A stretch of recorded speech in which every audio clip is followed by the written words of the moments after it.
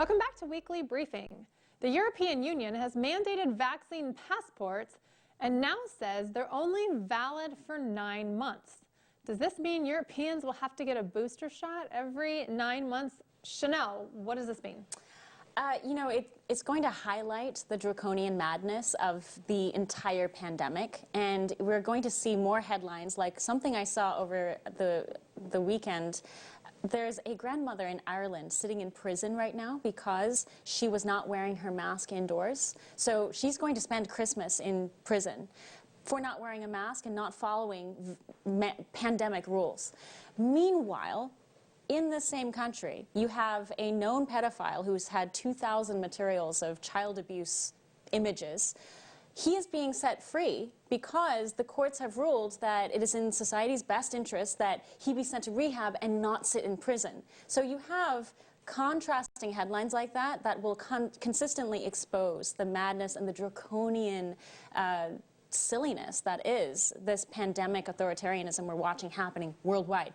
Vaccine passports for 9 months, I don't know what science is backing that, but at some point people are going to start realizing this is a lot to do without science and more about control. It has nothing to do with science. Donna, what do you think about vaccine passports only being valid for 9 months? I think that this is a way to see how much normal people will succumb to rules without bucking the system. That's all it is. You know, it hasn't never had anything to do with science. It's all about how much can we micromanage people's lives and how much would they take. Because if you can get them to do that, then you can get them to stand down if I prosecute somebody that has a different political view than I do. That's what they're trying to do. Yeah, see how much we'll just cave to. Tennessee Senator Marsha Blackburn explained to One America News how social media platforms allow pedophiles to target young children. What is happening is children get on these platforms and they open an account. And by children, I'm meaning as young as 8 and under 18. And they open an account. Instagram encourages them to do a second account, a private account. So private from their parents, I guess. Yes, private from the parents. And then they're supposed to make all of a child's presence online not exposed to the public. You know, if a teenager wants to be on, but they're not doing that. It defaults to public. And then what happens is people will, you've got predators and pedophiles and stalkers that will pose as they will have a profile as a 15-year-old boy, but it turns out it's some pedophile that's 50 years old. Chris, these policies seem unnecessarily dangerous. They are. This is an effort to normalize creepy, perverted sickness.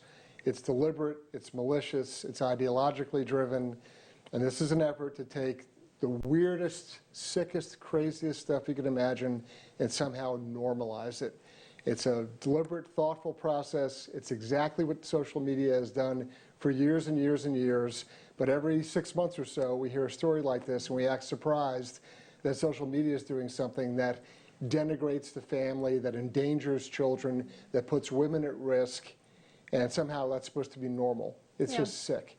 Dr. Shea, why would social media companies even want this? Well, that's a good question, right? I don't really understand the whole general idea of this. There seems to be a movement. Did you notice it's interesting that they're taking, again, the authority out of parents' hands and allowing children to do what they want to do? Like, we've seen that in the transgender issue. We've seen that in the schools. Parents aren't told what their children are doing or deciding. And I agree with Chris. I think it's part of a larger movement that has no kind of moral barometer. They seem to really be pushing the envelope to try to normalize or gloss over pedophilia. Well, it's horrible and it is shocking, but again, we've seen so many different issues where the moral barometer, everything is relative morally, right? There's no right, there's no wrong. So it's astonishing to think that. All right, it is time for the lightning round. Here we have 3 minutes and give the panelists each 10 seconds to answer and get through as many questions as possible. We will start with Chris. All right, Chris, what do Americans want for Christmas this year? The end of this vaccine and mandate craziness. Their 2 front teeth and peace, comfort, and joy. I think we want a new administration in the White House. Right. I think they want for Dr. Fauci to go vacuum seal himself indefinitely. That's a good one. That would be a good one. Okay, Chris. Washington, D.C. just reissued its mask mandate. Are Americans afraid of Omicron? They are not, but they are afraid of more requirements, demands, mandates. We don't want to go in reverse any longer. Right. Yeah, I don't think that they are, and I wish that governments would stop this fear-based approach. They realize that this is just about control over their lives. With more and more people having friends and relatives who have survived COVID-19, 98% survival rate, and Omicron having an even higher survival rate, I think people are going to start normalizing COVID-19. Okay. What does 2022 have in store? Finally, some effort at shedding, at dismissing this pandemic craziness where everything is either mandatory or forbidden. A Republican House completely. And Senate? And Senate. We have to look forward to what we've seen in Virginia this year, the conservatives ruling. Okay. I think that children's nursery books will replace The Boy Who Cried Wolf with Democrats' fear-mongering over COVID. Oh, nice. I like that. Okay, Chris, what was the highlight of 2021? Marrying Dr. Shea. Well, I guess I better say that, right? Yeah, no pressure, Shay. I agree with that. Marrying Chris on the beach with our family. That was a good answer. That was a good And that was answer. not pre-planned, at least not by me. All right, Donna.